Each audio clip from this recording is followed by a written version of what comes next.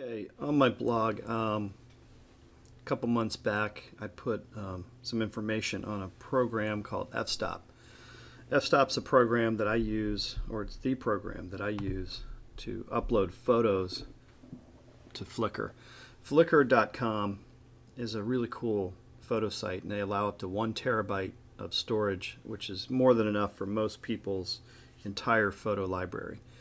I wouldn't recommend only uploading to Flickr and then deleting all your photos and using it as an archival source, but I would use it as a secondary backup, like an offsite backup.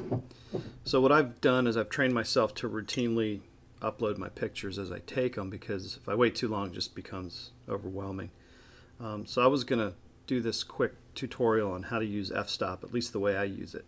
And a couple of the things, I've had some questions. People are like, I don't really get how you do it. So let's take, for example, you open up your iPhoto.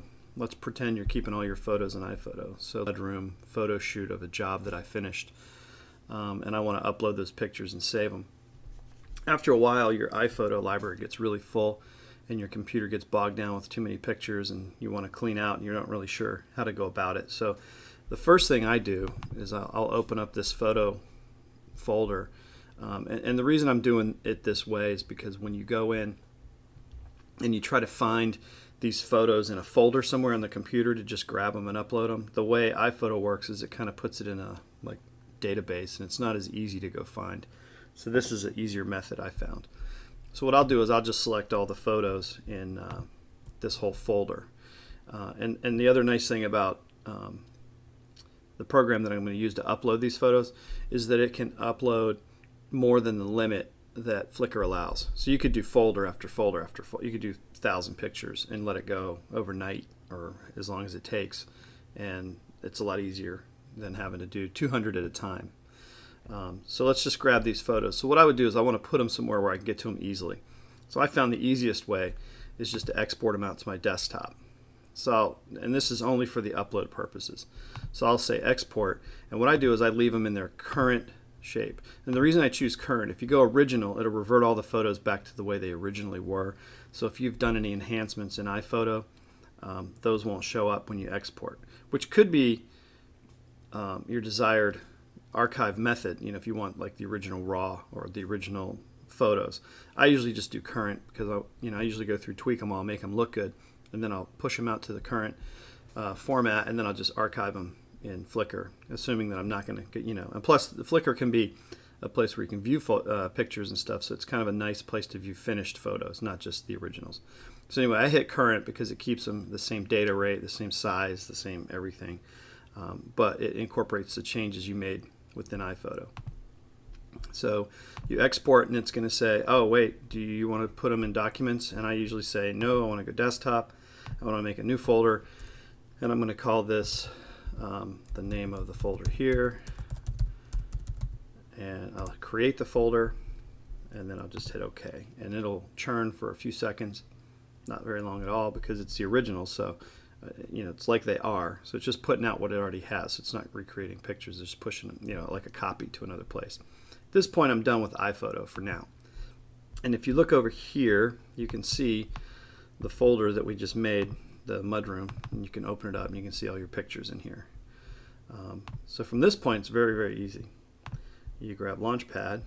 Right here down on the bottom left is where my icon is for f-stop. And when you first open f-stop, it'll actually pull up your interface for Flickr.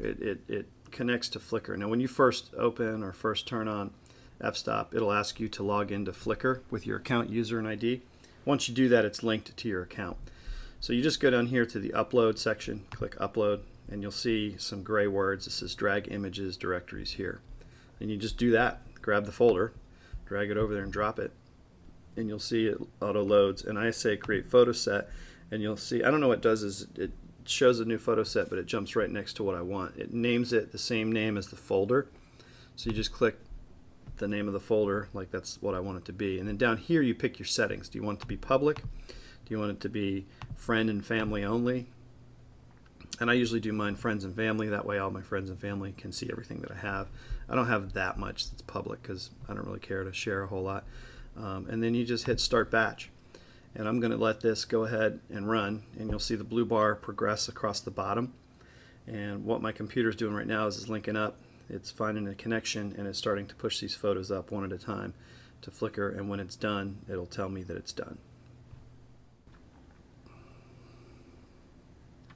And once the f-stop program's finished uploading your photos, it'll give you a little green checkbox by this here. And you can just drag in the next folder, you can quit the program, whatever you need to do. You can also delete that from that section. It's pretty easy, and there's a lot of other things you can do when you're uploading the photos. You can give them names and safety levels, content type. You could give them a size restriction so they go up as a certain size. So it's a pretty good program. I don't really use it to its fullest extent. I just use it strictly as an upload software, but I probably should dig in and do a little more with it.